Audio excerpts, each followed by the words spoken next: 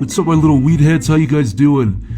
Zach here before the podcast rolls up. Just to let you know, if you do want to buy the SCHMUCKS Vsauce print, you can do that at sharkrobot.com/psychicpebbles. It's gonna be up for only 1 week. Buy it for yourself, buy it for your girlfriend, buy it for your mother. What I recommend is buy it, rolling by stuffing weed inside of the print and just smoking a gigantic fucking blunt. And I'm serious about that.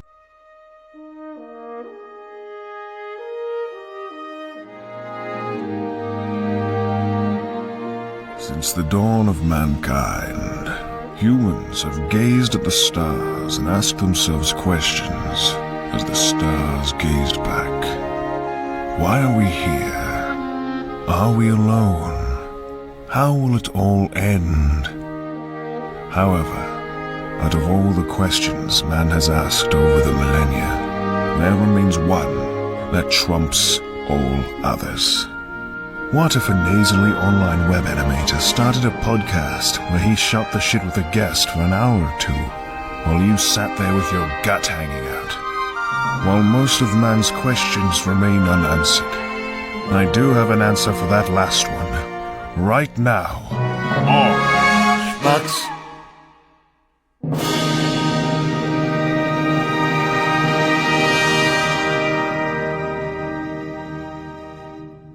It's a very irrational fear that I'm going to get a stroke, but I feel like I'm the kind of guy who would get a stroke. It's based off nothing, just other than my own gut feeling. Yeah, no, I have that same gut feeling, and I'll be totally serious. Whenever I smell something weird, like all of a sudden, I actually get panicked that I'm having a stroke. You think you're stroking out when you smell like a flower? Yeah, like I smelled a burning light the other day when I was on a set, and it wasn't like it gradually appeared. It was just all of a sudden a new smell, and I was like, this is it, I'm done. And I really thought my heart rate actually increased. I have that same, like, oh god, this is it. It's all collapsing in front of me. This is where I fall and die. I have that exact same horrible neurotic fear. I'm also really irrationally afraid of schizophrenia. I don't know why. Ah, well, yeah, there's something really terrifying about being separated from reality. And there's something conversely very comforting about knowing that the way you work cognitively is the way almost everyone else does. So you're not weird, you're not dangerous, you're just fitting in, and then you can be creative within that groove. But once you start to not know what groove you're in, that's when you get panicky. I feel the same way when I'm driving. Sometimes, especially if there's like no traffic on the freeway, I start realizing, oh my gosh, I'm going way faster than I feel comfortable going. I'm still under the speed limit almost all the time, but man, I'm like, what's stopping me from just turning this wheel, spinning it really quickly, toppling the car over? I literally could do that. I think I'm feeling that same thing that I feel when I'm in a high place, and I feel almost drawn to the edge, as if some part of me wants to jump. I've researched this feeling, and one theory that I like, that I think sounds reasonable, is that you are so scared of falling, but you don't normally fall. You don't normally spastically move, that your brain has to figure out what's going on. Why are you so scared of something happening that's so unlikely? And it concocts an excuse, which is that you must want to, or there must be some force that might cause you to do that. It might cause you to jump from the cliff. It might cause you to just jerk the wheel. And that's never going to happen, but yet the fear exists. And so there's this third thing that emerges from both of them, which is I'm out of control. That's interesting, because you only have those thoughts when you're really out of the element that our bodies and minds kind of evolved into. Like, we didn't evolve to drive a 1,000-pound metal thing at 70 miles an hour. It just doesn't happen. So maybe that so you're saying that's our mind's way of kind of like, I guess, compensating for that, basically? That feeling of I could just slam to the guy next to me and watch his car roll off and his car explodes.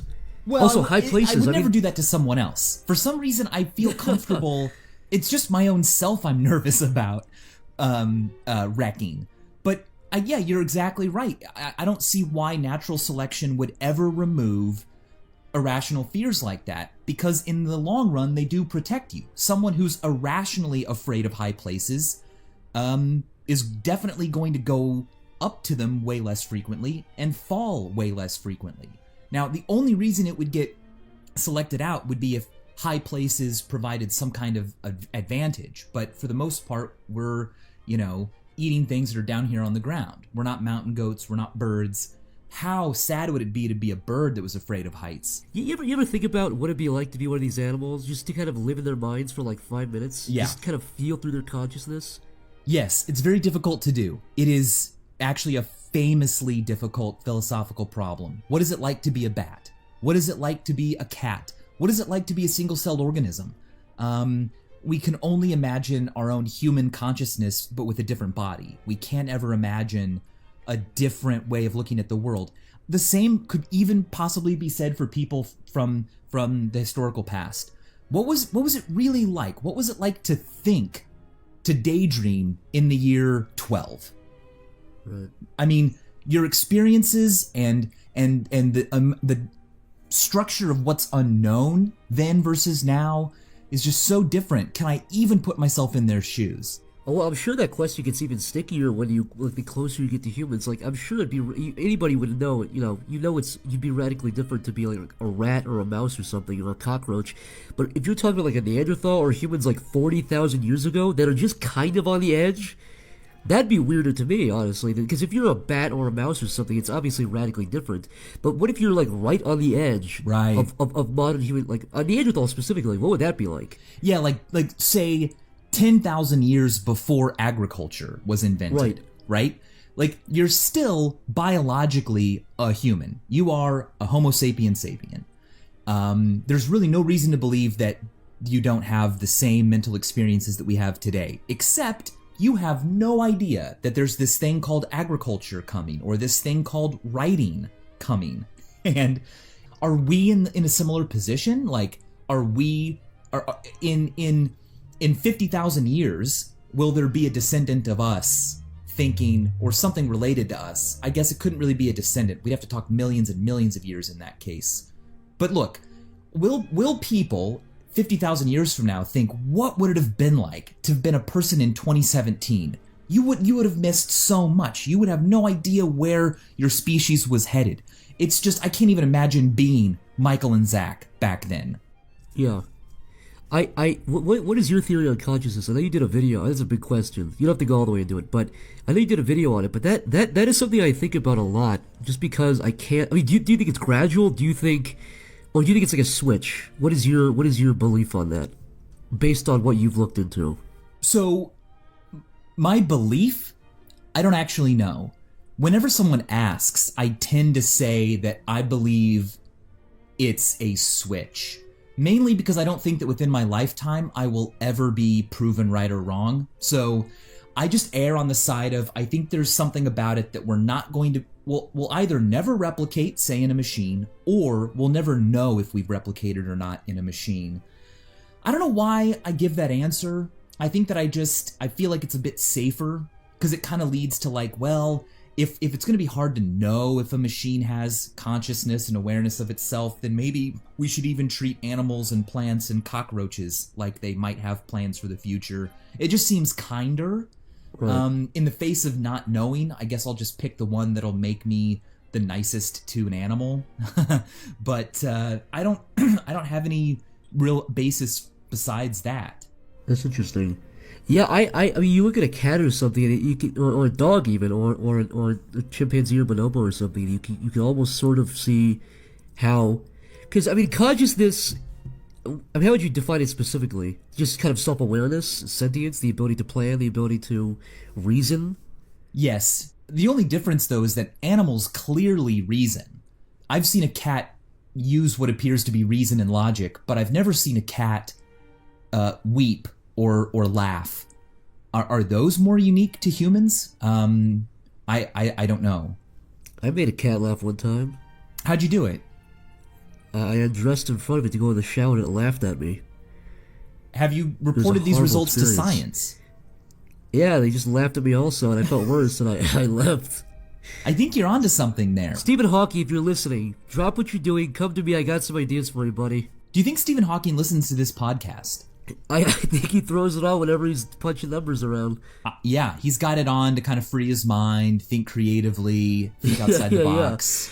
Yeah, it's a break for He's him. gonna hear this, and it's all gonna click for him. He's gonna figure out the one-inch equation to figure it all out from this podcast.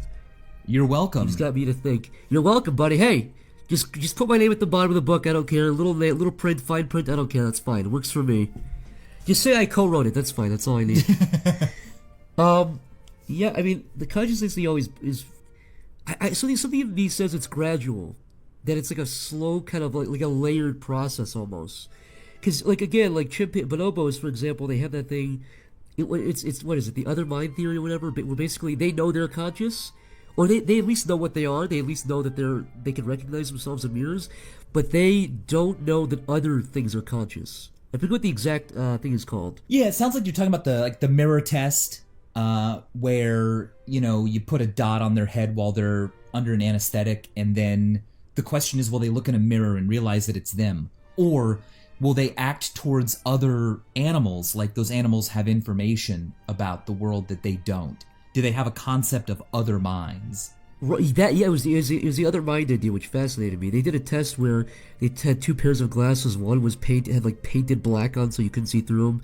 The other one was transparent, and they put both on the monkey, so the monkey knew which one it couldn't see through. And then they put those two different glasses on different people, and the monkey still approached the guy with the glasses that were opaque.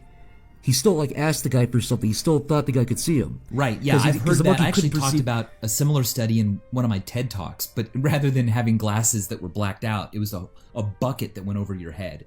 And there you go. the apes or whatever it was, orangutans, they still acted like, you have a bucket on your head. Well, actually, let me remember, how did this go? Yeah, I think they didn't realize who they should speak to get information that they didn't have. I think in the one I saw, there was a little documentary. I think it was food specifically. They had food in their hand, and they were kind of tapping the guy in the leg, saying, "Hey, give me the food."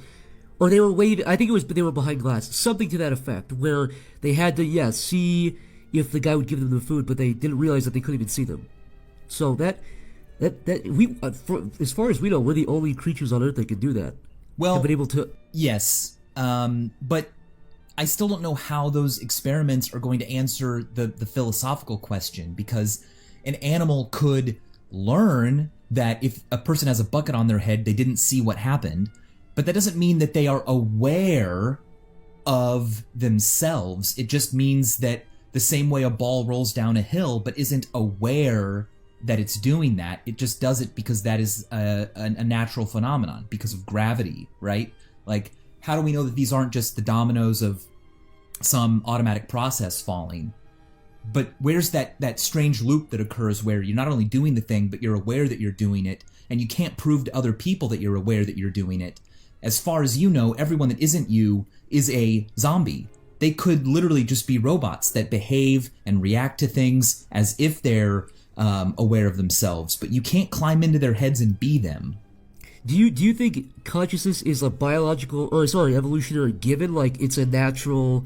I mean, given's kind of like a misdirect. I guess I should say, do you think it's likely? Or do you think it was sort of specifically an evolutionary advantage to be conscious? I think it had an evolutionary advantage simply because simply because it exists. That's a kind of lamer answer. It's just like, well, of course, it's the way things are, and so therefore it must have been to an advantage. I think it impacts too much of our lives to just be some ancillary byproduct or arbitrary thing that occurred. I really do think that our self-awareness allows our DNA to replicate itself more, meaning our species can survive better than, say, cows, if we assume that cows are not aware of their own selves, that we can think we have a better sense of time as well in the future, and what the future of our planet is, the future of our species, what benefits technology and research today will have in for a time that we won't be alive for as individuals. So, I mean, if you look at everything as just a trait that allows DNA molecules to keep replicating, then I could see why consciousness would be to their advantage. I mean, you could argue, yeah. I guess my question kind of answered itself. It's like, if consciousness wasn't an evolutionary advantage, we wouldn't be asking if it was an evolutionary advantage or not. You know what I mean? Like, of course it is because it's here. We're asking the question if it is or not.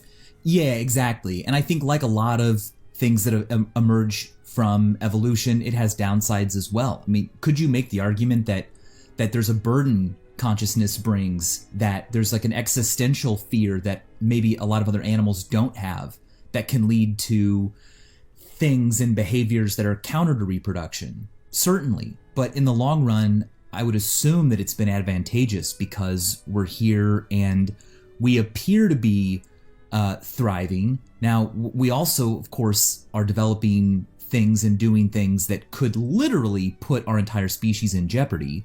But, you know, alone amongst Earthlings, we are the ones who can also stop those things. How do you feel about that, actually? I'm curious. What is your personal belief? I mean, kind of throw everything else out the window for a second. What is your personal belief? Do you think we're going to wipe ourselves out? Well, it's a really good question. And of course, I don't have any reason to believe any particular answer. So I'm trying to figure out which answer I want to believe. Want to believe, but also just gut feeling. Just looking around the world, wanting to believe, and just kind of based off the information you have, but also very kind of gut feeling, you know, not very scientific at all. I think that we will exist for a very, very long time, but that depends on how you define we. Does it count if we wipe out our own species, but some, you know, DNA from some organic tissue is launched into space and billions of years later lands on another planet, and all of a sudden it starts being able to reproduce itself? Maybe it's not so much from us, but it's from a virus. Does that still count as Earth life continuing? I think there's a lot of promise in some of the things we're looking at in terms of diversifying our habitat. Like, why don't we start looking at other planets? Why don't we start looking at building places in orbit around our sun or other suns that are, you know, not, that could be good homes if Earth were to become uninhabitable. That's all far future stuff, though. But, you know, on the other hand, there's a lot of evidence that we won't live for that much longer. The biggest one is the fact that we haven't met any other civilizations outside of Earth. We haven't met any. So is there some limiting factor out there where a species reaches a certain point in its intelligence and technology at which it just cannot function any longer, and it destroys itself or its planet, either as an accident or perhaps voluntarily? It would certainly seem that there's a lot of evidence for that because we haven't seen any other aliens. It's called the Fermi paradox, right? The kind of notion of the basic premise is if they're out there, where are they? Why can't we hear them? Yeah, if life is a thing that happens in our universe, and our universe is just so gosh darn old and large, like, where's the rest of it?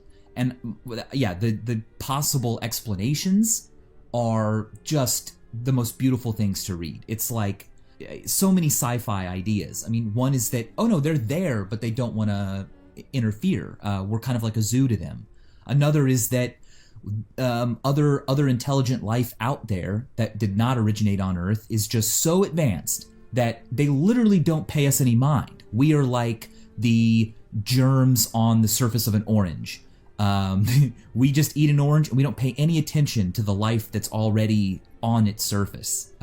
We don't even think about it. It's not interesting to most of us, and we just throw it in the garbage. That could be the case. It could also be the case that there are none, you know, and there never have been. It could also be the case that they keep popping up and they only last long enough to, discover the power of the atom.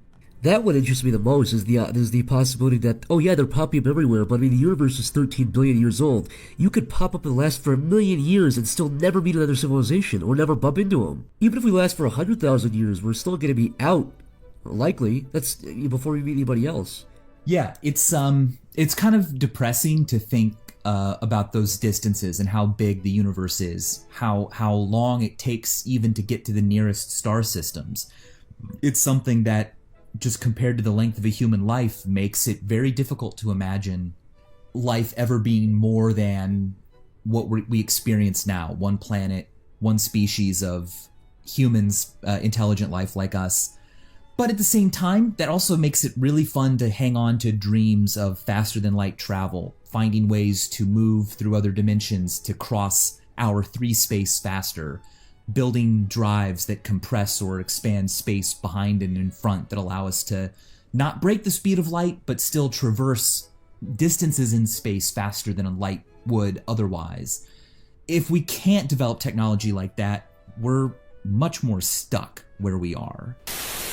Hey, what's up, my jiggers? This is Little Mikey here from Little Mikey's Jig. Sorry about that jiggers part, by the way. That was a bit of a mistake. But I don't know how to use the audio editing software, so I think that's stuck there now. But look, let's just move on. Little Mikey's Jigs, what I'm all about. I come to your house and I do a little bit of a jig. What do you think about that? That's right, I do a bit of a dance right in your living room. Your kids are going to go absolutely fucking wild when they watch me. My arms, my legs, they're going to be flailing.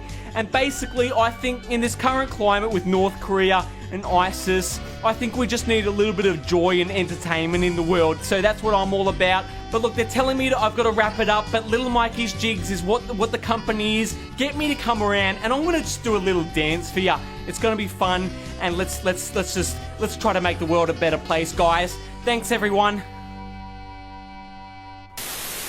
I got a question for you. Yeah.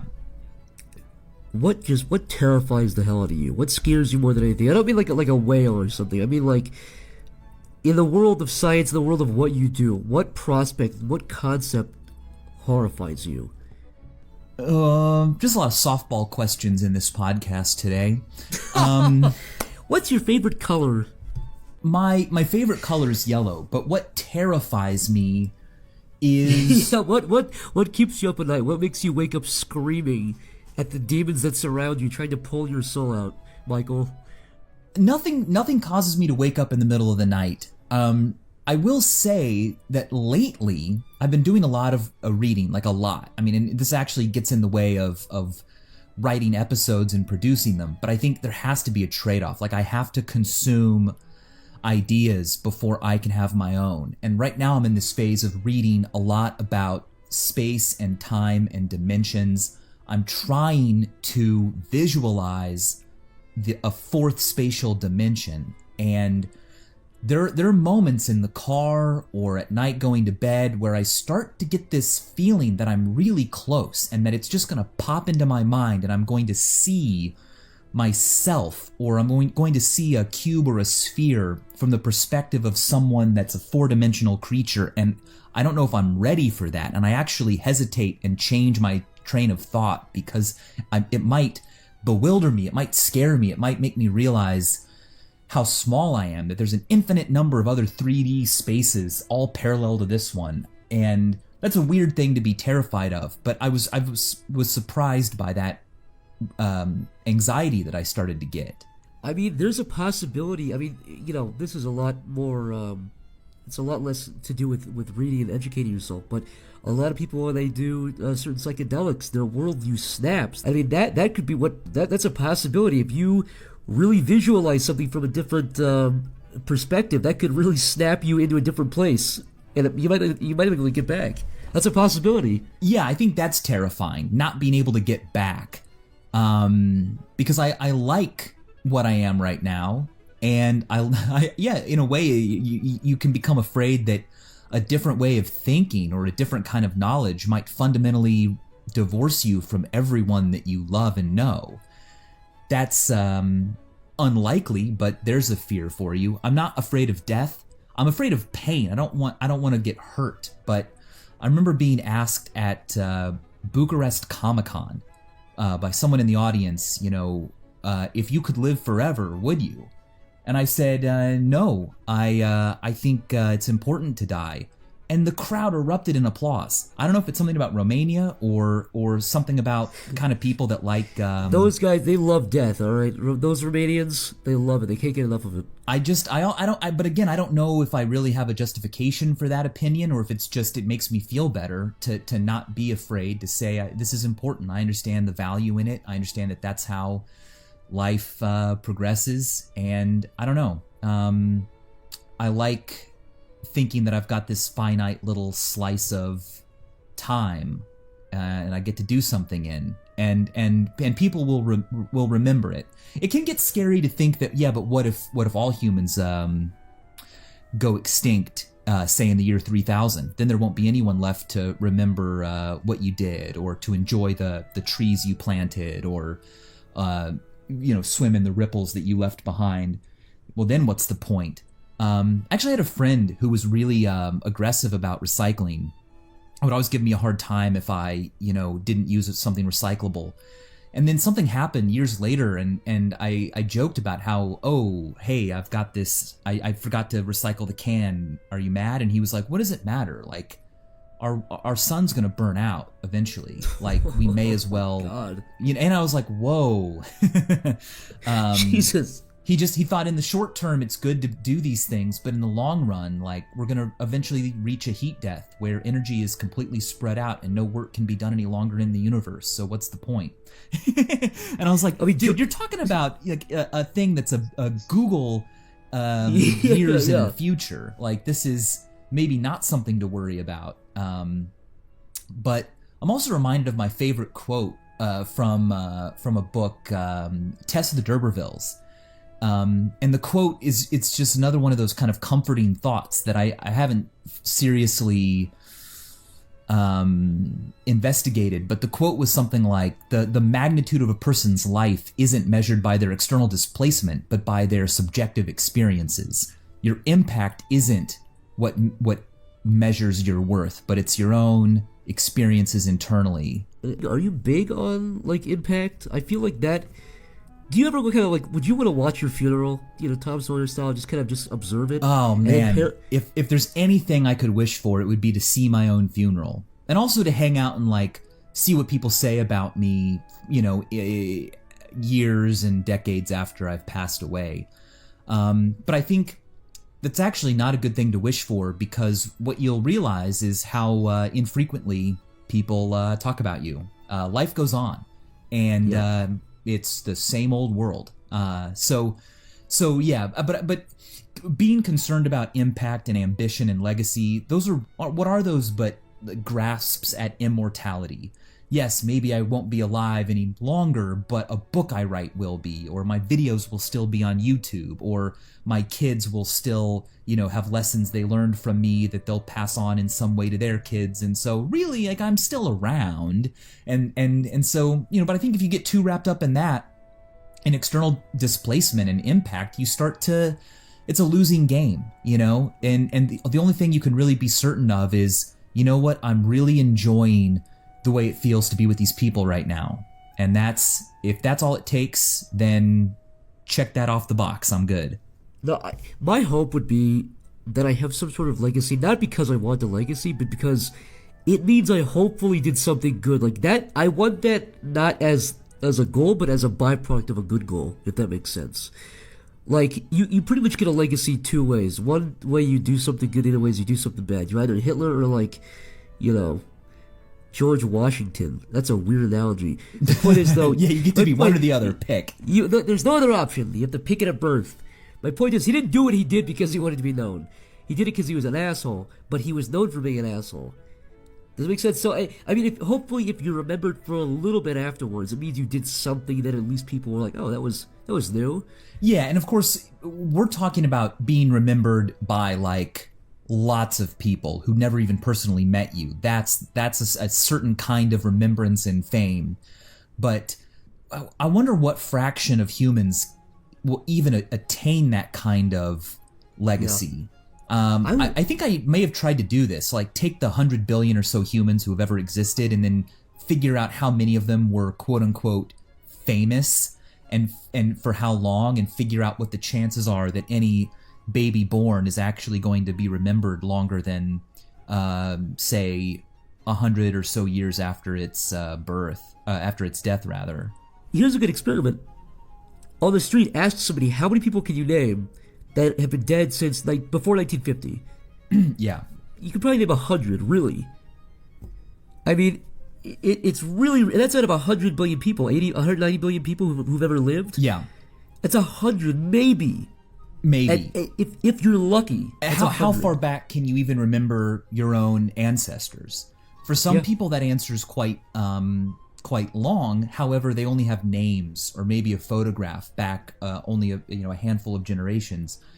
Some people can go really far back, but yeah, this is a fantastic video idea. What's the equation that describes the decay rate of your memory after your death? Because I've been reading, like I said, a lot of books about the dimensions, and a lot of this gets into ideas about the shape of the universe and things like that. And when you read a book from like the early 1900s, they're mentioning scientists who are not mentioned any longer because their theories turned out to be not exactly in line with observations or are now debunked. But at the time, they were just really significant, really respected. And only a few continue past that point, either because they have stood the test of time in their correctness, or they were so wrong that they became famously wrong. Are you saying the ether is not proven fact? I don't believe you. You still believe in a universal ether that... I refuse to drop the idea of an ether. I believe in it. I don't care what the evidence says. Well, it might seem like it's not worth reading what people said about ether and things that we no longer found we never found experimental evidence for. But to follow their lines of reasoning, you really become amazed by people and how smart they are, even when they're wrong. I think it's Charles Hinton who wrote. Let's see, I've got his book right here. Well, I've actually got a selection of his works edited by Rudy Rucker, and he was explaining how the ether is actually we're actually a 3D universe that's on the surface of some 4D thing, and ripples in that surface is what describes the ether. And the thing is, it's a brilliant and elegant theory, but it just turned out to not be necessary, and it didn't describe things quite as well as relativity. And this is going beyond the purview of what I understand or can wrap my head around. It's been years and I still don't understand many of the things that people in the early 1900s were able to understand. That is, yeah, it's interesting to go back and look at their line of reasoning, because that's a really eloquent theory. That's not stupid. That's a really elaborate concept you probably put a lot of man hours into, and it just happened to be wrong. I remember I read or I saw a video or something. The gist of it was they tried to do experiments to prove the ether, and they were proven wrong. And the guy was like, "Oh, the instruments must be messed up." Like instead of just going, "Oh, well, I guess the ether's not real," instead he was like, "Okay." I think it was actually two people who tried the experiments. I'm sure somebody in the comments is going to correct me. But the basic, I think it's interesting. Because it was so accepted at that time, instead of just going, "Oh, I guess it's wrong," they thought the experimentation was broken. They thought the instruments were broken. They thought they were doing it wrong, and they did it a couple times, and it was the same result every single time. Yeah.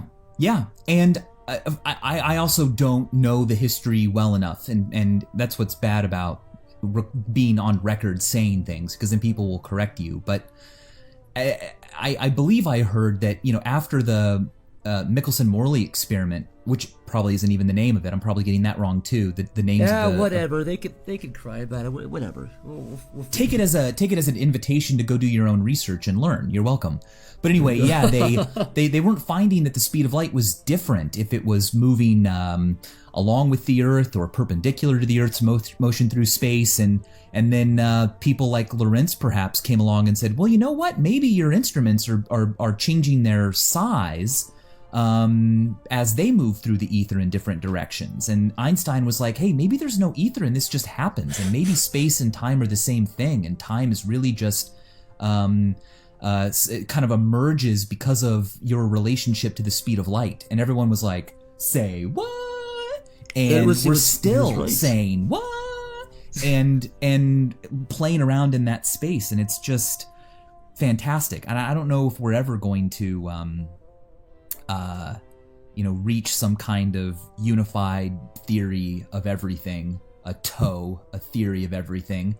There's a great book I want to read. I don't even want to bring this up because I haven't read it. I have nothing to say about it, but it's called The End of Science, and it's a very controversial book that's now decades old, but it was kind of about that idea of like, when is science going to reach a wall where experimentation and observation can no longer go any further and everything else is just faith. Once we hit that point, what happens to society? And what do we do? I think, I'm not sure once I read the book I'm going to agree with everything in it, but I think it's important to wait around in those kinds of thoughts. The whole concept of an equation for everything, the 1-inch equation, like E equals MC squared, I find it kind of weird that the universe, that we think the universe is obligated to fit like that. Maybe it will fit like that. Maybe we're missing crucial pieces. But maybe there is. Maybe it's going to be complex and messy and sticky. I think it's a big mess, and all of the work we can do through science will tell us how, but it won't tell us why. Even if we came up with some brilliant theory of everything, you would still wonder why that theory. Why does our universe not act according to some other theory? And you can posit things like parallel universes or, theories that explain that every possible set of physical laws exists. And it's this universe that we just happen to be in. Actually, it's not just that we happen to be in it. Only this particular set of laws can lead to intelligent life like us. So of course we would find ourselves here. But there are other universes that only last for a second because they've got the wrong laws and constants. Or where is math, by the way? Like, where the heck is pi? Pi is an irrational number, the expression of which is unending. So how does a particle know to behave according to a constant that doesn't even, its digit expression doesn't end?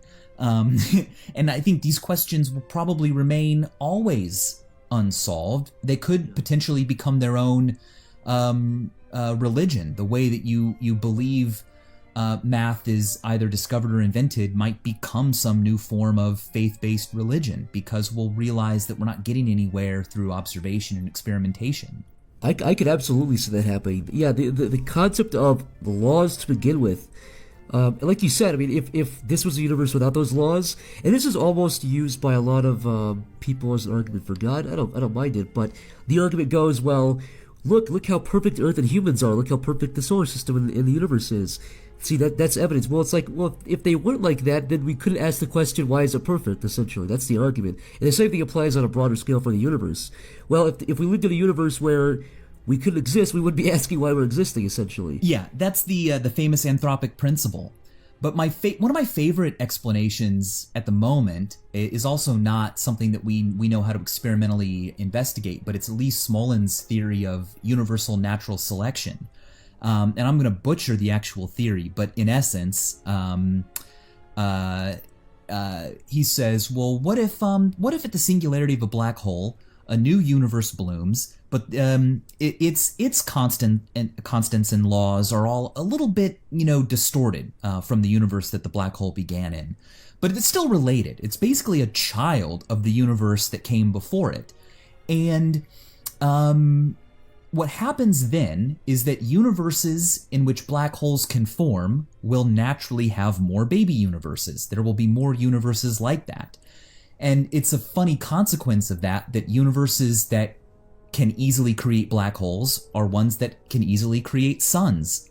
And suns are necessary for planet systems and life like us. So there you go. The universe naturally moved in a direction towards our existence simply because it needed black holes in order to reproduce. I would highly suggest reading Lee Smolin's work. He has a book that does not discuss this theory in too much detail called Time Reborn. It was actually illustrated by Henry from Minute Physics. It's a great book. He's written other books about natural selection in the universe. And I'm not remembering the names of them at the moment, but you can look it up. I mean, they're not always easy reads, but that's good. I mean, you should be underlining things in books, and you should be Googling, every word you don't understand and getting other books. And whenever another author or book is mentioned in a book, get that book. And it's like real world Wikipedia, and you'll eventually, through osmosis, absorb a better understanding of the topic. I don't think you'll ever fully understand anything, and neither does anyone, but that's what I believe. Well, look, if I find the titles after this reading of those books, I'll be sure to throw them up like right now. And I always feel bad, though, recommending books because I don't know what someone else's experience with that same book might be. And as I read more and more, I'm starting to read things that I don't really like that much, or I feel are like maybe totally out of date, and everyone would agree, but yet there was still some element to it that's good. And I'll be trying to follow their argument, and I'll be underlining things that I don't believe, that no one believes anymore, but I just am underlining because I want to follow their train of thought, and then I'm terrified that like someday my kids will see these books and go, why did he underline that? Did he think that was true? Well, you should write false. You should write fake news. I was thinking, everything. like, should I write a question mark next to this or something to like indicate to future people that, look, I'm just underlining this because it's a key point in the book, but of course I don't think that it leads to what it concludes, and actually no one does, but this book was written more than 100 years ago or something. I like to do that with the kind of that same sort of mentality, going into old books but for history stuff. I picked up a book. It was like written 10 or 15 years after the Civil War, and it's a genuinely really old book. It's from that age, and I was flipping through it, and I was fascinated by looking at how they were writing about it. They were like, well, I guess we're gonna figure out how the Civil War looks in 100 years. And I was just that really fascinates me, looking back and seeing how people were viewing stuff at the time it was happening, or like right after it was happening. That fascinates me so much. Contemporaneous sources are the most cool thing. And I learned that when I got a book when I was a kid, and it was like a collection of the New York Times movie reviews of like the top 1,000 movies.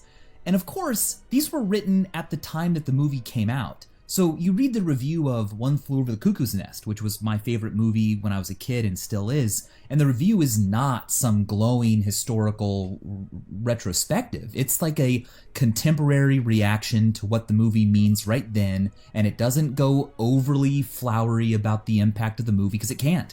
And yeah, to read also, like, you'll hear about people in the past and you just do not understand their thought processes in retrospect. So you need to read their letters and read the newspaper coverage of events from the past written at that time, and you still can't put your head in their heads, but you get closer. I like to just really focus and try to put my head in the mind of somebody in terms of like comedy, like joking. Was it you who did a video about the oldest joke? Yeah, I did. Yeah, it was the Egyptian, the fart joke. Yeah. I think that might have been one of the first videos I saw of yours. I was looking into, I was Googling what's the oldest joke in the world, because that stuff fascinates me. And I think about that a lot when I think about people who lived, because when you think about the 1800s, you think about this kind of black and white, people scowling, and no, people were joking every day. People, this is a really dumb thought, but I wonder if the funniest joke ever told has been just vanished for 1,000 years. Like, what was the funniest circumstance ever that we just missed out on because it was never recorded? Yes. Or the funniest joke ever told? There could have been a perfect joke, and it's just gone. I would, interesting. Now, I was going to counter that how you define a good or perfect joke keeps changing. But that still doesn't mean that there wasn't at some point a joke that in the context of its current time was that was funnier than any joke that's happened in the last 100 years. I could buy that, and by funny I mean caused people to laugh out loud. Let's just define our terms. But that also means that, I think I covered this in a video once. I tried to calculate out the likelihood that you have heard the funniest joke that caused you to laugh the most yet in your life, and it was very much based on why it's best to keep living, because one, you probably haven't heard the funniest joke yet unless you're under a certain age. I don't know how I possibly could have calculated this, but I also said even if you're super old, there are a bunch of people who still have not heard the funniest joke that they will ever hear, and they could hear it from you. So I'm glad you're all here. The same sort of mindset goes into, like, they say you're not going to have the best meal or see the best movie or your favorite, I should say, not the best, but because it's subjective, but they say you don't have your favorite meal until you're in your 40s or 50s. I think it's way on. The same thing goes for the joke thing. But I do wonder there had to be a point in 10,000 BC when guys were pissing themselves laughing at just a weird concoction of a situation. Yeah, and no one's ever laughed like that No brain has ever had that reaction to a joke since. And if we heard the joke today, we wouldn't react that way because we're too different and our world is too different, our society. I got a Kindle years ago and there was a free joke book I could download from like 1880. And not only were the jokes not funny to me, they weren't even sensical to me. I actually remember one of them. The joke was, what is the same between a baseless quarrel and a radio conversation? They're both words over nothing. See, if you would have told that joke 500 years ago, you'd be stoned to death for being a witch. They wouldn't even understand. Yeah, and if you tell the joke today, you're not stoned to death. It's just people roll their eyes and say, oh my gosh, what the heck is he talking about? So the joke is only funny for this little slice of time in this little context. And now, it's time for some questions. Alright, now for the crazy question time. The first one comes from Hobo Joe Pizza, who says, what is the scariest experience you've ever had in life? Thank you for answering. When I was in college, I went to see a play with a friend of mine, and we stopped and got gas afterwards on our way to a friend's house to talk about the play. And we were pulled over by the cops. This was in Chicago, and they really treated us like they knew that we had a bunch of illegal drugs in the car, which we didn't, but they took us out of the car. They kept saying things like, wow, you guys smell like weed, and why are you so nervous? And they patted us down and said, you know, if you realize that if I find something on you, you're going to jail tonight. And they asked me like 5 times before they did the search.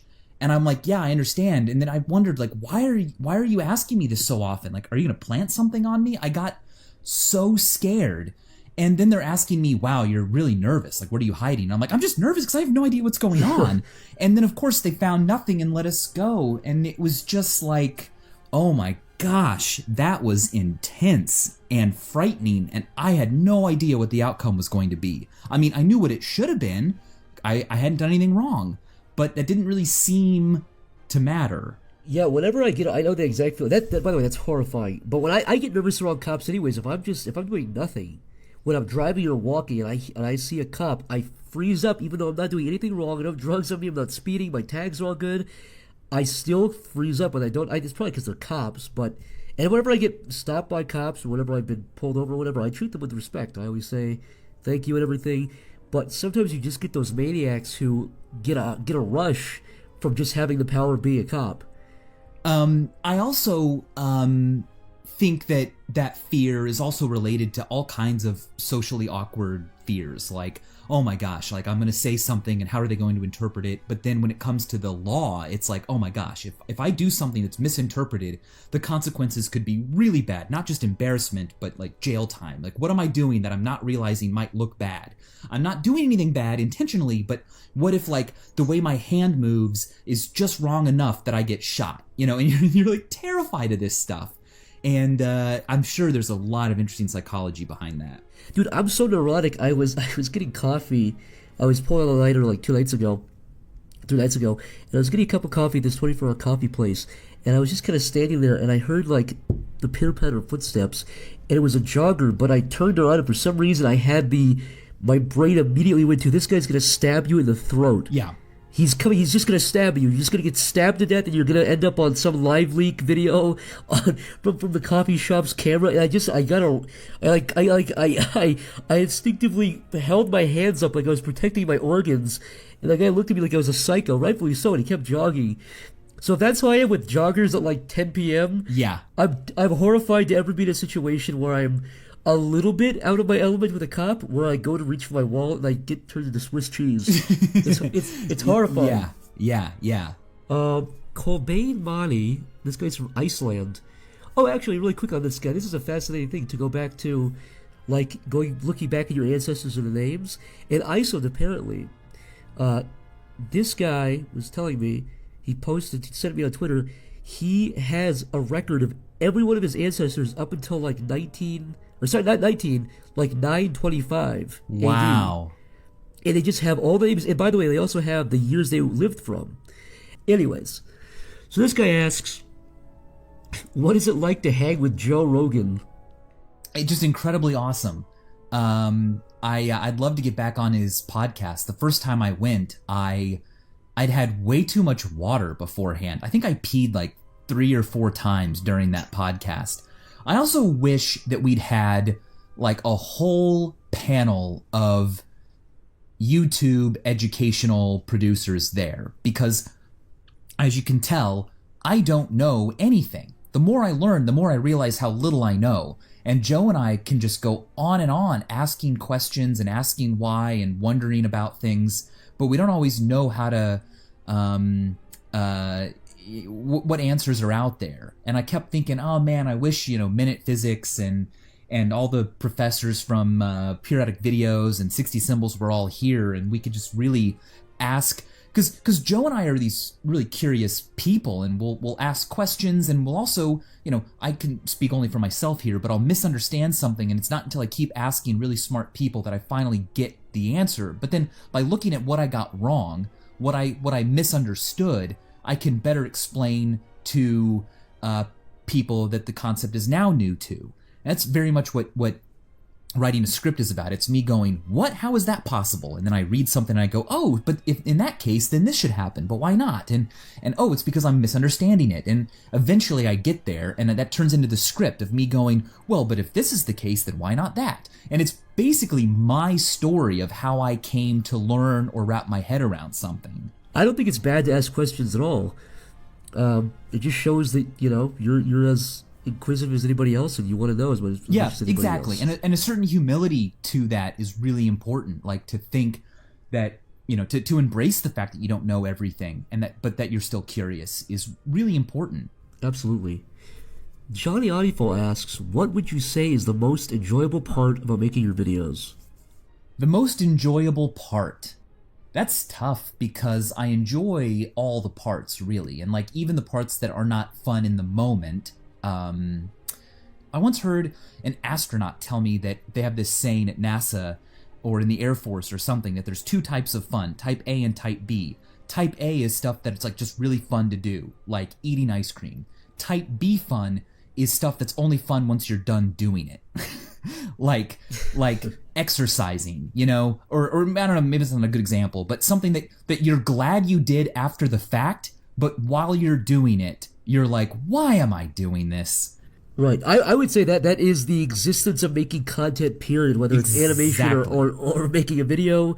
But doing the research, I'm sure, is not fun immediately. You're reading stuff and you have to absorb it and really sit on it, and it's a cocktail you have to deal with, I'm sure. Well, I would say the research is really fun. And the danger that I have is that I get too into the research part of it, because I keep wanting to learn, and it's so rewarding to ask questions and learn and read books and read papers and talk to people.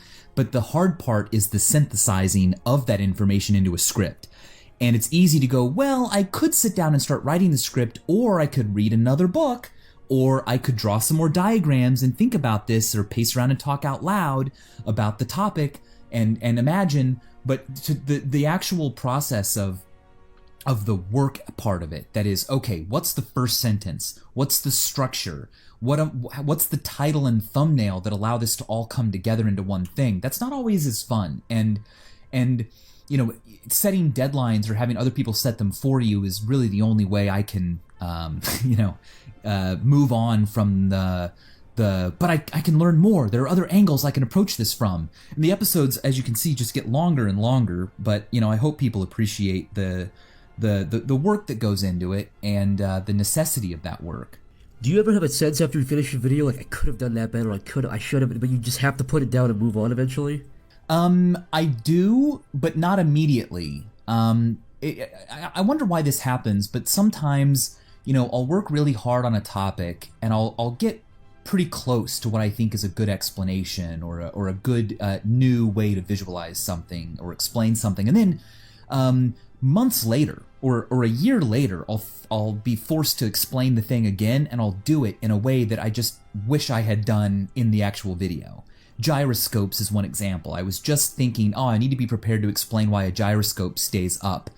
and in case it comes up in this interview I did. And I was like on a plane thinking, and I just came up with a really quick explanation that I was really happy with. And I'm like, man, I wish I'd thought about that during the video. But I think it took time. Like I had to learn it and then not think about it for a while, and then I'd come back to it and do a good job. Like in the moment, it can be really difficult to distill a lot of information. Dougie says, most regrettable video you put out.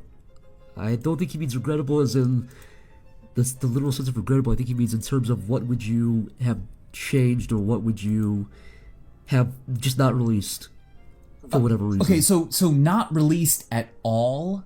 I think there are none that I would want to, that I regret making. There might be particular things that I regret, or I could have said better, or not at all. And sometimes it's just kind of boring. Like I think that in the Bonaktarski video, I could have explained how the points are placed onto a sphere better, and I really wish that I'd said that differently. I think other than that, like a lot of the more kind of goofy and silly stuff that I did in the past was also, served some positive purpose.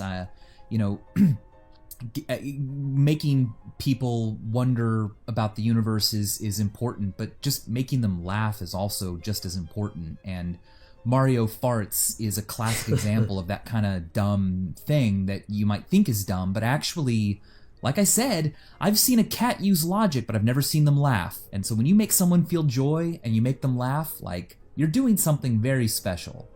So yeah, that's a long way of me saying I don't regret any videos. I might think I could do a better job today, but I didn't ever think, I gotta delete that. That's a perfect way to put it. I think I could have said it better myself. Deather Dan asks, how do you feel about all the memes with your YouTube videos where they change your YouTube titles and views? I've never heard of would you call it a meme? Yeah, I think it's this little picture where it's like there's text at the top and bottom sometimes. How do you spell it? M-E-M-E? M-E-M-E? I think it's called a meme or a meme, I'm not sure. It could be a meme. Interesting. Let's go with All that. right. Yeah, skip this for now. I'll send you some memes later if we can find them. I'm curious about this. Yeah, send me some. I've never, and they're on the net. Yeah, I think they're on that deep web. Oh, that sounds scary. It's a really scary place. I don't know what to think about it. It's giving me shivers up my spine thinking about these memes on the deep web. Yeah, let's be careful. You know what? This is probably all going to be cut out. I don't want to get FBI knocking at my door. Chris Moore asks, in episode 1 of Minefield, I said Minefield. In episode 1 of Minefield, you lasted 3 days in the room. Would not having a camera affect your performance? And Zach, how long could you last? Well, I'll let you answer that. Did having the camera on you in that room, do you think that helped? Did you feel a little bit more at ease knowing there was somebody there? It definitely helped. It didn't feel like anyone was there because there was no reaction at all to anything that I did, so I didn't get any feedback. But having the camera there meant that I was always reminded that there was a point to what I was doing, and so feelings of wasted time never happened. I knew that like every moment was being captured, and the experience was being recorded and was sort of worth it in that respect. So it was completely different from someone who's actually locked up in solitary confinement. It couldn't be further from that experience. Same with solitary confinement being used as torture, or when someone's imprisoned against their will, or even society's will. It's so different. The cameras allowed me to, know that what I was doing had a goal. I think you even said it in the episode, which, by the way, it's a great series. I don't think I've finished all of it, but I think I got up to episode 5 or 6, just because I didn't have the time, but it's a great series. But I think in that episode, you said, you or somebody else said, if you locked like a different animal, like a mouse or a cockroach, into solitary confinement, they wouldn't be affected by that. But because we're social animals, that's like torture. That's the worst torture you could get, basically, in a social setting, because we're social creatures. That I never even clicked it that way. Why solitary confinement was so bad? Yeah, we develop in a social world, and when you cut that stuff away, you're not in an environment that you evolved to thrive in a short duration, just 72 hours, which is, short. I put that in quotes. In that period of time, I think the lack of social interaction has less of an impact as the lack of circadian rhythm cues, not knowing what time it is, not knowing if it's day or night or when to sleep or when to eat. That was immediately jarring. And so in a lot of ways, I gave myself this extreme jet lag, and I hadn't been aware of how connected to the earth I had to be to function normally. That was the biggest surprise. How long after you left that room were you kind of out of it for? Did it take you a little bit to kind of get back in step with stuff in terms of like your sleep pattern and kind of just absorbing people's reactions and stuff again? No, it was actually really immediate because, that night I stayed up really late talking to my wife about the whole experience, and then I slept a little bit, woke up the next day, and it was just an amazing sense of freedom. And I went to bed that next night, and it was very, very normal. But I definitely learned how to meditate to alleviate anxiety, how to be alone with yourself and be okay with that, and just allow your mind to wander, to allow yourself to sort of daydream, to experience waking dreams, to kind of pass the time and not become frustrated or anxious. I do not think it could have lasted as long as you did, even with the camera there. I'm a weak soul. You're a strong man for enduring that for 72 hours. The only two moments that were scary were the one when I closed the door when I first got in, and I realized, holy cow, what have I gotten myself into? I've got a long time to wait. And the other scary moment was when I stopped being able to tell the difference between whether I was awake or whether I was asleep and dreaming. Because all of my dreams took place in that room for some reason. Oh my God. So things would happen in a dream, and they would be very normal things. And then I'd wake up and I wouldn't know if it had really happened or not. It wasn't even what's real and what's not that was scary, but it was also duration of time and how I did not have any concept of time passing. I couldn't tell you how long ago I had been on the bed or how long I'd been pacing. I couldn't tell you how long into the future it would be before I should eat or before I would get out. And I started to perhaps feel like a bug might feel, that, death isn't scary if every moment is exactly the same and there's no progress and there's no past. Good Lord. Yep. And that was only 72 hours. I cannot imagine being locked in solitary confinement for weeks or months. Oh, yeah. I mean, there a whole different set of variables come into play. Because although you may have in solitary confinement lights that go on and off, you have a sense of days passing, you have meals delivered, so you at least have that kind of pacing, but you also have a door that you cannot open. You're not there voluntarily. And that is completely scary in a way deeper way. It's especially scary when you realize you hear stories, I mean, not super frequently, but you hear stories about people getting thrown in there by accident, or like innocent people, tossed in there. On that light note, let's see what else. Let's see. How long would I last? I don't know. Probably, again, 5 minutes before I broke into full psychosis, irreversible psychosis. What is your favorite part about doing Brain Candy live? Any standout moments? My favorite part in general is just that it's a live show, that I get to be on stage again. I did a lot of theater in college and in high school, and I get to be back out performing live, not scripted, just like straight up in front of a bunch of people, entertaining them and like getting feedback from them immediately. Not in the form of comments, but in the form of actual noises and eyeballs and interest. And that is a totally different experience. It's really energizing. I can do the same show 40 times and it never feels like the same show because it's new to the audience every night. In terms of particulars, Adam and I do a meet and greet after every Brain Candy show where we actually get to talk with and take photos with like 100, 120 people.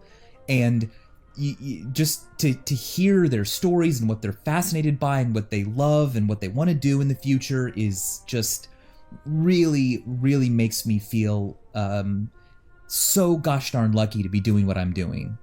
That is really cool. So people like tell you that you inspired them, and that do you ever get any guys or girls who say they got into college, or they got a degree in college because of you, or they pursued this career because of you? Yeah, I hear a lot of that, and I'm just like, oh my gosh, wow. how incredible! Like, what I do is celebrate what real scientists do. I'm not a scientist. I'm not even a teacher. I am a entertainer that happens to, reveal what we are, somewhat certain about the universe. And if that can translate into someone wanting to pursue a certain career in science, that's fantastic. But that's not even the only point. I mean, I think just being more comfortable with what you don't know, and with being curious and learning how to learn more and how to research makes everyone a better person, a better citizen. You don't have to become a scientist in a laboratory to benefit from learning and curiosity. Do you feel like there's a bit of a public acceptance for science in the last 10 years that's kind of gone up? Or is that just an illusion? I definitely feel like in my personal, very anecdotal experience, the last 8, 9, 10 years, there's been a big surge, or at least a noticeable surge, in people's interest in science again.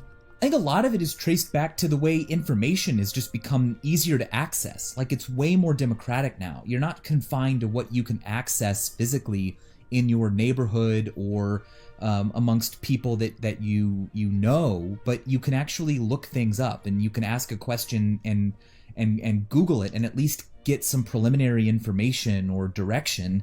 And it means that, I think we're understanding that science and math are not just confined to the walls of a school or a university or a textbook, but we all do it. Information is how we express ourselves. If you've memorized a whole bunch of American football stats, that's learning, that's knowledge, and it's how you, relate to a thing that you love. And whether it's, Euclid or the Kansas City Chiefs, it's like all learning.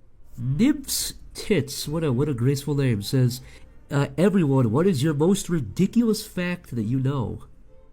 I love historical comparison facts, like the fact that the ancient Egyptians building pyramids were as old to the ancient Romans as the ancient Romans are to us today. And I'm just blown away by history and where things stand in relation to one another. One of my favorite stories is from a woman who was alive for both the completion of the Brooklyn Bridge and the moon landing. And she said that the Brooklyn Bridge was more mind-blowing because at that time, the idea that you could walk between Manhattan and Brooklyn was unthinkable. But when the moon landing occurred, she could believe it. And so she felt like it was more freaky for that bridge to be built than for us to land on the moon. I don't know how to phrase this. I don't know if I'm going to put this into a future episode or into like a book that I'd love to write at some point. But it's different ways to think about time. And I like to think about how, okay, I was born in 1986. I'll probably die in like 2068. Let's say that's my life. So to someone alive in the year 2117, okay, a century from now, I would be like someone to me who was born in 1886 and died in 1968. Do you ever go back? Do you ever do this? Do you ever spend hours digging through the rabbit hole of like the oldest people who lived and seeing how much they like link up? The oldest one who ever lived was 122. 122. What a life! I mean, she was. How old was she when World War I started? I know. 30. There was a woman, Emma Moreno, and she was the last known person alive to have been born in the 1800s. So there are no longer any people from the 19th century alive today. What's really cool about that, though, is, so, I mean, you're my grandparents, probably, give or take, around the same generation, 1910s and 1930s, around there, I'm assuming. When they were younger, the old people back then, the 70, 80-year-olds, if you were fortunate to live that long back then, which there were a lot of people that did, that was like Civil War veterans. I know. I mean, you watch videos of like the 1930s of Civil War veterans doing the Rebel Yell on video, and I'm thinking, my grandpa was alive when this was happening. I know. He could have met people who were slaves. Yeah. That blows my mind completely. It's incredible. History is so much more compressed than we think. We think that things are so distant, but you don't have to go back that far to find people arguing over how funds should be allocated to Civil War veterans groups, and you have to go back even less far to see those groups dissolve because they don't have any members any longer. I have a friend whose mother remembers going to a parade and a Civil War veteran was in the parade, and I'm like, wow, that is way more. It has an influence on our lives more than we think. Had you ever seen that video of the witness to the Lincoln assassination being interviewed in the 50s on TV? Yes, I've actually talked about that guy in a video. It might be the Narrow Slice one, but yeah, this guy goes on TV. Like, television exists in his time, and he's like, oh yeah, I'm famous for the fact that I was in attendance at Ford's Theater the day Lincoln got shot. He was like 9 years old. And it's just like, what? It's easy to think of the past as like a story, like some kind of fairy tale, but it happened. And the people that were the characters in those stories are just like you today.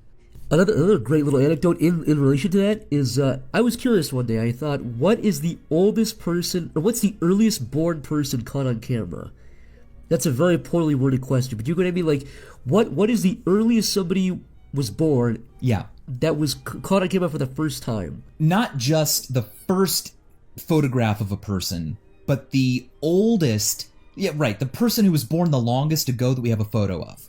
Have you done research? Yes, into this? I have, and I forget which video it was, but I showed the first selfie, and I showed what's believed to be the first image of a person. But then I think there's a photograph of a very old woman, and she's believed to be the earliest born human that there's photographic evidence of. And I don't remember when she was born. Oh, I don't even know what video this was in, but that is such a cool question. I sometimes I'll go on binges where I'll just watch old videos. I think I did research one time, and the earliest video I could find, from what I found, was one of the popes. I think he was born in 1800. But just look into it; it's really cool. Yeah, I know. I want to like figure it out now. The woman I think you're talking about, if it's the same person, I found a forum. I think where it was like a woman from born in the 1790s or 80s, if I recall correctly. I might be dead wrong. So I just Googled oldest photographed person, and the first result is Conrad Heyer. He was photographed in 1852 when he was 103 years old. God. Born 1749. And you look at him and you're like, yeah, besides the fashion, you could just be an old guy today. But you were born in 1749. There was no America. There was no USA. For another couple decades. Yeah. Zachary T. Knoll says, if a cataclysmic event was to wipe out all digital data in the world, but you were given a 5 terabyte hard drive to save whatever information you wanted, what would you save? And that could be videos, articles, scientific data, etc., he says. All right. So I did a video on this called Messages for the Future. And the question is, if humans are also all going to die, we need to make sure that we include stuff on that drive that will allow potential future intelligent civilizations that stumble upon it to read it. And that's a whole other thing. But I would want to preserve basically the contents of the Golden Record that are aboard Voyager are pretty much in line with, I think, what we would want to do. We want to preserve the variety of experiences on Earth from all types of people, all types of animals, maybe put my face, like a nice big digital copy of my face as an example of what a human is like. But besides that, besides your name and saying that you were the creator, you were the god of this planet, besides those two things. Oh, right, yeah. You could create your own story. You could say, yeah, we're from the planet Michael Stevens, and he was the king of the world. He was really handsome, and also here's the Library of Congress. Yeah. But Michael Stevens created that too, so don't worry about that. Yeah, Michael Stevens skip it if wrote you want to. all these books. Enjoy. He did it for fun. Wow, Yeah. that'd be a lot of power to have. I would just probably say, yeah, I think the golden records on Voyager 1 and 2 have me beat.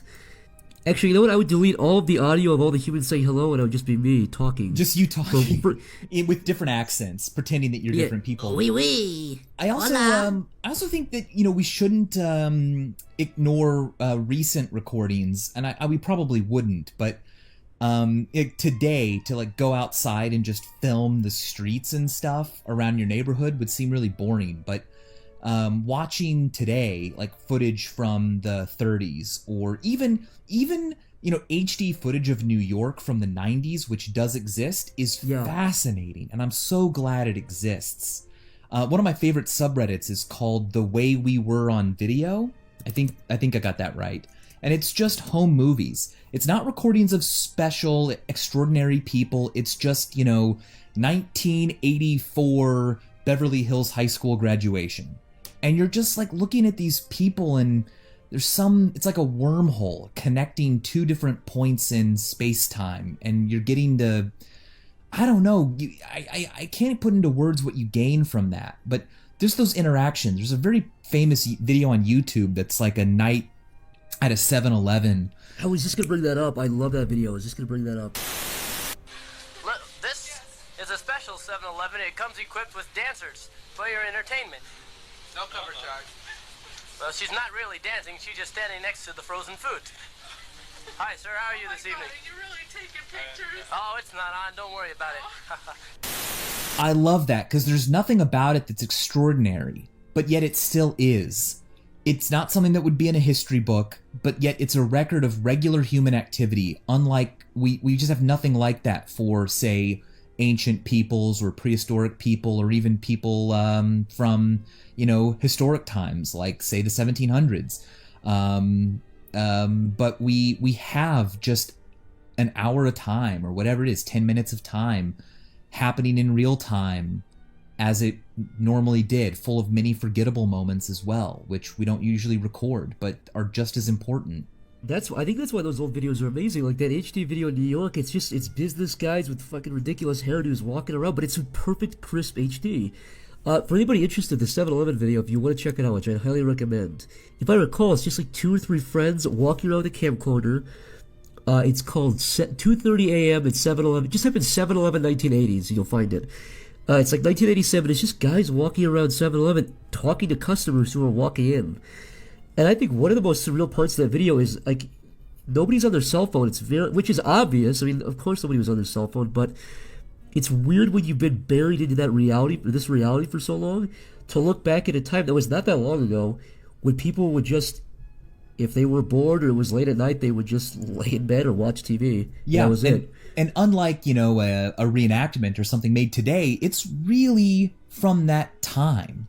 And it's better than what a portrait or some, painting made could tell you. It's almost like you get to be there. Tristan R. Sickles asks, why oh, I meant to say what, but he said why. How dare you? Marks off, you failed. What scientific event do you love but haven't made a video about yet? Well, that's to you. Oh, man.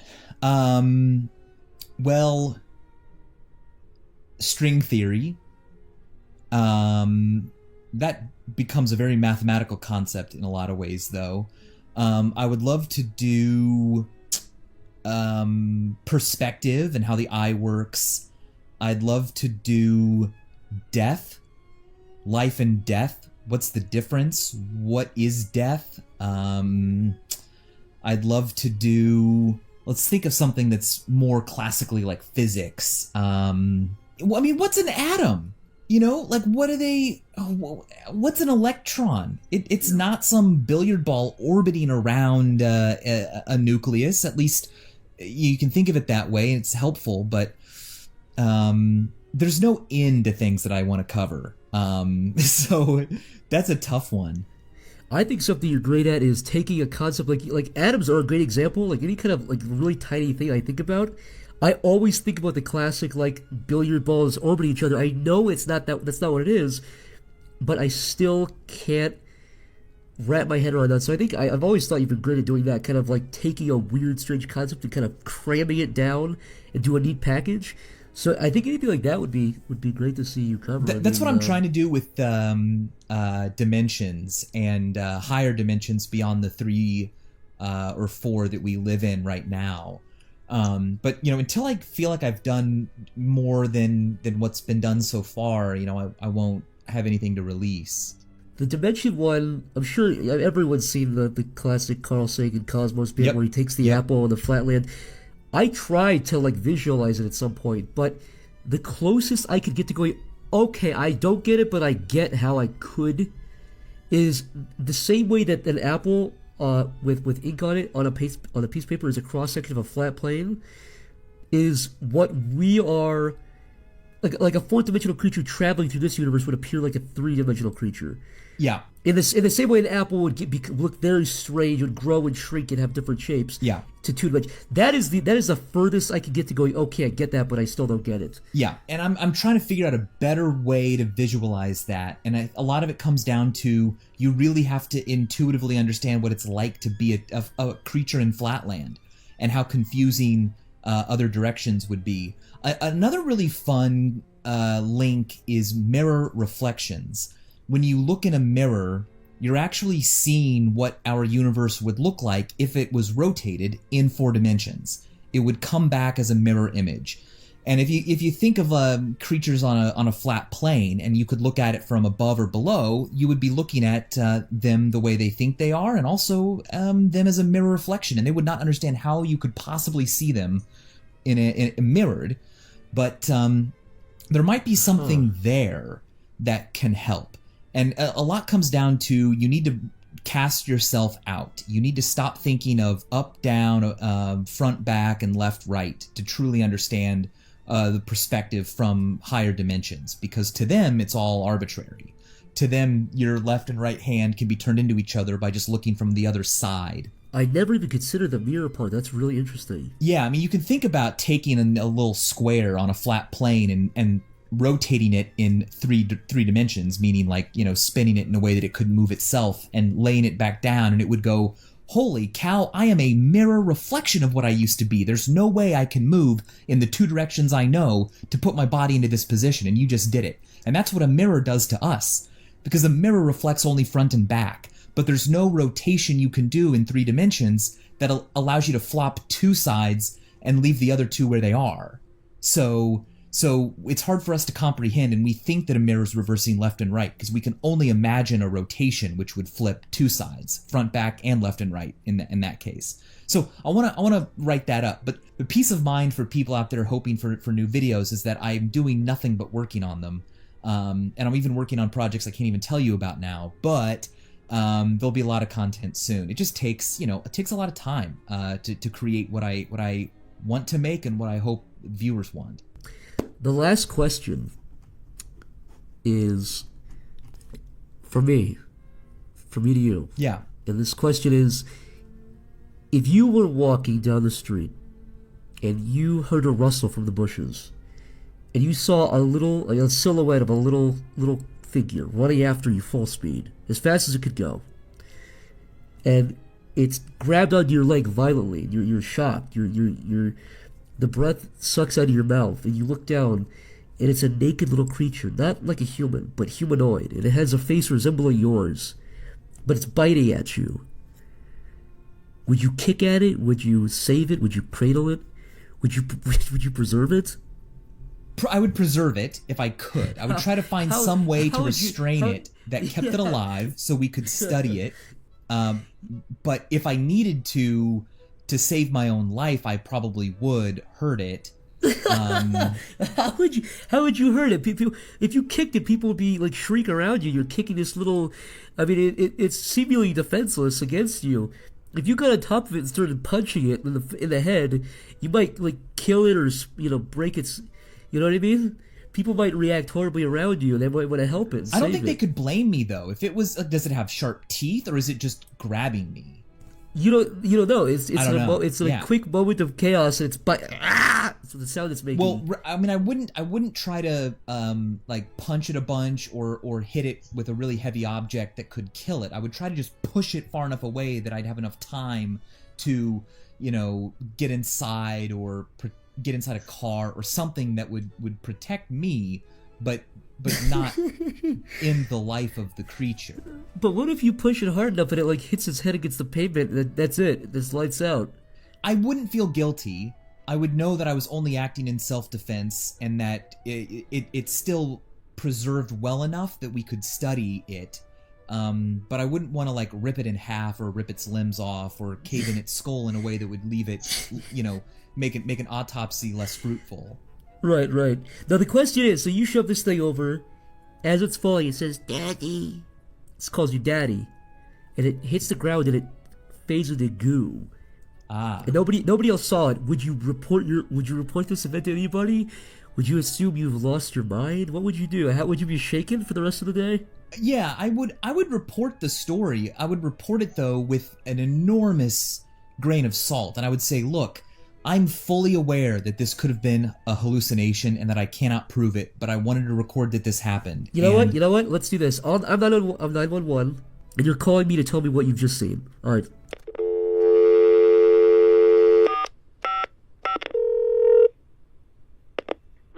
What's your emergency? Okay, I just wanted to report something that I don't understand what just happened, but some sort of small creature, not like a child, but it was like a human, jumped out and grabbed me, and I pushed it away and it disappeared. Now that sounds crazy, I know. If you ignore this call, that's fine. But this, I'm telling you, this happened. Sir, people are in real trouble. You're holding up the lines with this. What do you mean it disappeared? Could you send an officer to my location? There might be other evidence that this thing existed. There might be scratches or bruises on me. There might be broken twigs.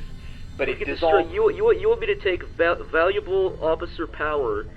There are crimes out there. You want me to divert attention to you because you saw a little creature that disappeared in the goo? How big was the creature, sir?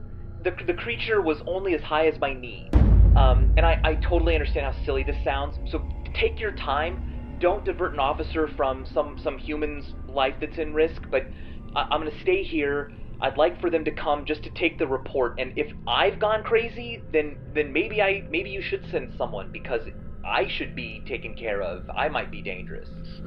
Sir, a bomb just went off in Capitol Hill, and you want us to come send our valuable manpower to help you with this little man? Just send a rookie officer when they have time. How about we send you a little officer the size of your knee? You know what? Don't call this number again. This is a crime, sir. Have a nice day. All right, have a good day. Wow, I can't believe the podcast is already over. It's insane. Thanks for listening, everybody. I hope you enjoyed it. Hope you had a good laugh. Hope you learned something. Hope you were interested. Hope you walked away with a big pulsating brain and you learned something. You learned something crazy. Hopefully you learned that I suck. I want to say very quickly before I wrap it up that I am going to resume streaming. I stopped for about a year. I think the last stream I did was like October 2016. It's been a long time. But I'm going to start again, and I'm going to do mostly animation streams and all that stuff. You can see how my process is, how I animate cartoons. Probably a little bit of audio editing, stuff like that. But the big announcement here is I'm going to be doing some, not all, but some SCHMUCKS episodes live. But yeah, so I'll keep you updated on that. Guys, where the hell would my fat thighs and stretch mark tits be without my Patreon? These sons of bitches, they really pull it all together. They help fund my podcast, all the art you see, paying anybody, any extra stuff that's not me on the channel is funded by these guys directly. So I want to give a special thanks to everybody, whether it's $1 or a penny, whatever you donate, it helps. Specifically, I would like to thank Dougie, Brandon Roof, Chris Mitchell, Mr. Chris Wood, Clockwatcher, Johnny Anipol, Tyler Schrock, and who the hell could forget Ryan Bennett, Only Wednesday, Jace Baker, Hobo Joe Pizza, Isaac Perry, Colby Monty, Joey Gallagher, Rory Harding, Classiest Clay, and Dean Hubbard. Again, special thanks to these guys. They help fund everything that's not done by me. These guys help fund. If you're interested in becoming a Patreon, there are some perks, like you can ask questions to the podcast guests. You get a big fat dump. I'm going to be dumping the raw Flash files, so if you want to dissect and pick apart the cartoons and see how my Jimmy Neutron brain really puts things together, you can do that. So there's some perks if you're interested. Also, if you haven't already, be sure to smash that subscribe button like you'll be smashing a real girl instead of jacking off to a few pixels on screen.